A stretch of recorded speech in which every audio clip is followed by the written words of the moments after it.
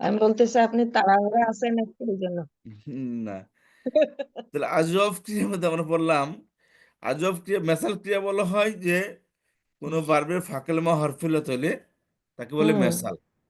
মেসাল ক্রিয়ার ফেলে মাদিতে কোনো সমস্যা নেই, ফেলে মুদারিতে শুধু আইন কালেমায় ফাকেলমা হরফিলত, আর আইন কালেমায় যদি জের আসে সেক্ষেত্রে হরফিলত পড়ে যাবে।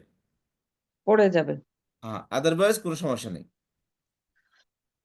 আর বাকি হ্যাঁ, কোথাও সমস্যা নেই অ্যাকসেপ্ট আটটি ভার্ব, তাই না? আটটি অ্যাকসেপ্ট বার আটটি জি, ভার্ব, অর্থাৎ আটটি ভার্বের ক্ষেত্রে হরফিলত আসলেও আইন কালামায় জবর আসলেও হরফিলত পড়ে যাবে।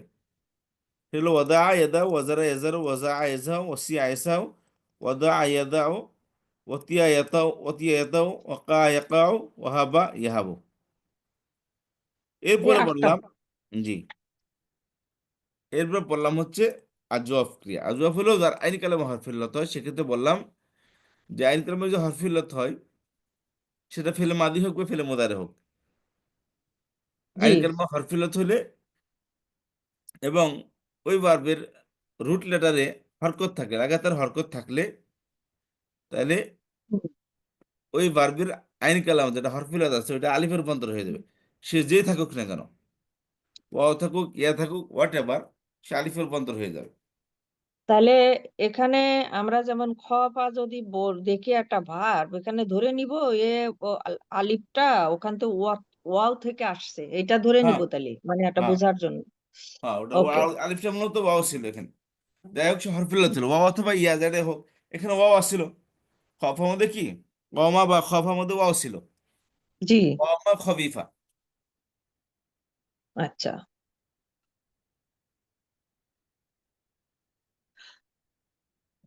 আচ্ছা, যেমন খ ফু খ পাতা খ খবাত না খিফ এরকম না, হবে মানে খিফ না। ক্ষিপ না। হ্যাঁ, ও, আচ্ছা এখানে যে ক্ষিপ না যে আসবে কথাটা এইটা আসবে কেন? ওইটা আবার বলবো আমরা। ওটার ও, মধ্যে ওই যে বললাম না, যেমন এটা যা একটার আ সাথে যা আ দা আ জি না জি তা এরকম যে আসে না? ও, জি, বলবেন পরে। ঠিক আছে। জি,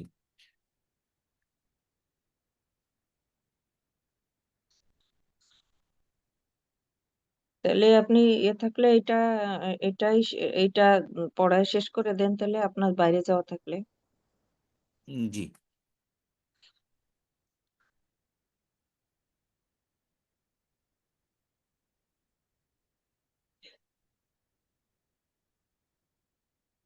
আমার ব্যাপারে কি কথা বলছিলেন কারোর সাথে? উস্তাদ? জি আপা বলতেছি, এবং ফাইনাল হলে ইনশাআল্লাহ জানাবো। আলোচনা কয়েকজনের সাথে করছি আপা।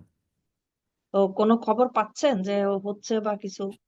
আপনার আপা রেকর্ডিং অফ করে কথা বলি তাহলে। আমাকে শুনে নিবে।